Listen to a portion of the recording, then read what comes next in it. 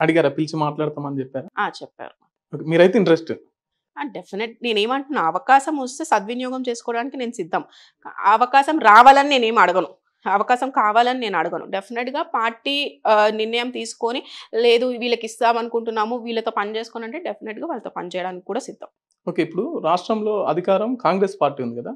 ఇప్పుడు లోకల్‌గా ఒకవేళ ఉప ఎన్నిక జరిగితే ప్రజలు బీఆర్ఎస్ వైపు ఉంటారా? 100% రాష్ట్రంలో కేవలం జూబ్లీస్ నియోజకవర్గం కాదు. రాష్ట్రం అంతా కూడా ఉప ఎన్నిక పెడితే ఒకవేళ రాష్ట్రం అంతా కూడా మళ్ళీ ఎలక్షన్ జరిగితే మళ్ళీ బీఆర్ఎస్ పార్టీ ఫార్మ్ అయ్యే ఇది ఉంది. ఎందుకంటే ప్రజలు అంత విసుగు చెంది ఉన్నారు ప్రెజెంట్‌గా. నేను ఎందుకు చెప్తున్నా అంటే డివిజన్ సిటీలో కేవలం డిస్ట్రిక్ట్స్ అనే కాదు. సిటీలో కూడా ప్రజలు ఇబ్బంది అయ్యే సిట్యుయేషన్ ఉంది. గతంలో చూసుకుంటే కూడా సిటీలో మనకి 24 గంటలు పవర్.